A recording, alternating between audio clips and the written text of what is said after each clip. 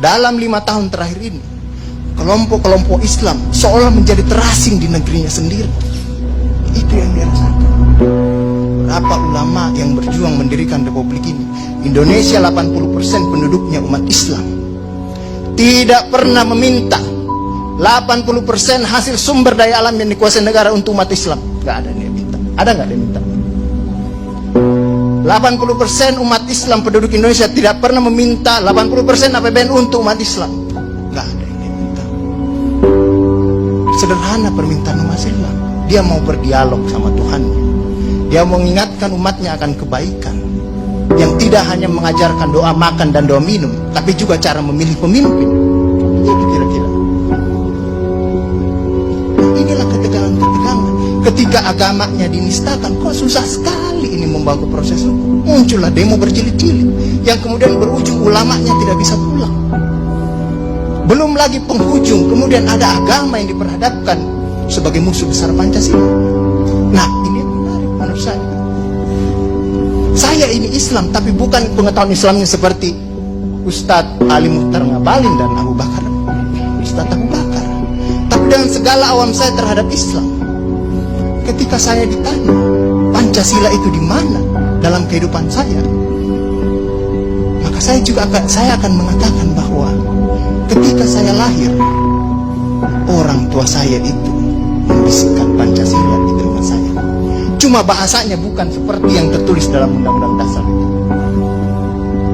Dia membahasakan Allahu Akbar, Allahu Akbar, asyhadu an la ilaha illallah, asyhadu anna Muhammadar Rasulullah. Apa yang saya dengar di situ? Ketuhanan yang Maha Esa. Hayya 'alas shalah. Apa yang saya dengar di situ? Mari kita bersatu sama-sama, karena kita akan mendirikan sholat. Dan Al-Ankabut mengatakan sholat itu mencegah kamu dari perbuatan keji dan mungkar. Ada kemanusiaan yang adil dan beradab. Saya dengar di situ. Hayya 'alal falah. Mari sama-sama menuju kemenangan. Kemenangan yang bagaimana kita peroleh? Kerakyatan yang dipimpin oleh hikmat kebijaksanaan dalam permusyawaratan perwakilan. Kemenangan yang bagaimana? Keadilan sosial bagi seluruh rakyat Indonesia. Itulah kemenangan yang kita tuju. Kita kembali lagi takbir, Allahu Akbar, Allahu Akbar, la ilaha illallah. Kita ulang lagi. Dan Pancasila yang kita tiupkan itu 5 kali sehari, belum selesai di sini, selesai bunyi terus. Ya kan Ustadz kan? Belum selesai di daerah sini, selesai bunyi bertalu-talu terus. Seluruh dunia bertalu-talu. Inilah Islam.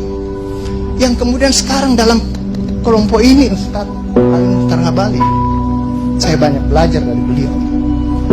Inilah yang kemudian sekarang, kenapa kami mau diperhadap-hadapkan?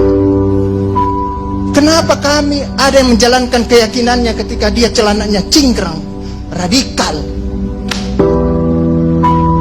atau dia pakai cadar, dulu diperhadap-hadapkan. Saya Indonesia, saya Pancasila, ada dulu itu banyak sekali seperti itu. Kenapa kami seperti ini?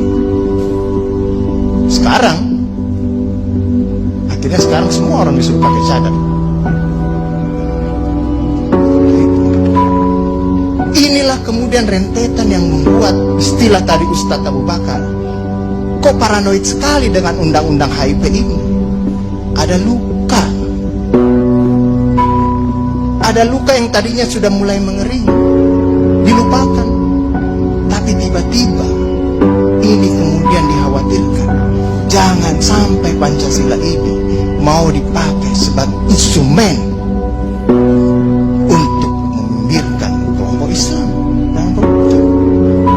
Apalagi kalau kita baca RUHP itu, megang kekuasaan pembinaan ideologi Pancasila ada sama presiden. Saya juga baca-baca sekilas tadi. Kok di situ ditulis pendidikan nasional menurut undang-undang ini itu berubah. Tujuan pendidikan nasional oleh Undang-Undang Dasar mengatakan bahwa beriman, bertakwa, berakhlak mulia.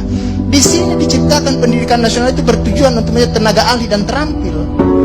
Ini kan mau dikasih jadi tukang ini bagi kapitalis kalau seperti itu berpikirnya. Nah, inilah yang kemudian yang dirasakan oleh kelompok-kelompok Islam dalam perspektif perjalanan konstitusional kita, bahwa ada yang tidak adil dilakukan oleh kekuasaan. Kelompok Islam selama ini tadi yang saya katakan tidak pernah meminta apa-apa. Paling jauh kelompok-kelompok Islam mungkin dapat honor dari negara, itu pun tidak dipakai untuk foya, dikembalikan lagi untuk membantu negara menghidupkan santri-santri, mencerdaskan kehidupan bangsa, menciptakan manusia-manusia yang beriman, bertakwa dan akhlak mulia, yang sebenarnya tugas pemerintah itu dikembalikan lagi seperti itu. Itulah yang kemudian mulailah sekarang kelompok Islam sangat hati-hati kalau kemudian Pancasila ditiupkan terus, seolah-olah ini mau dijadikan instrumen untuk memarjinalkan Pancasila.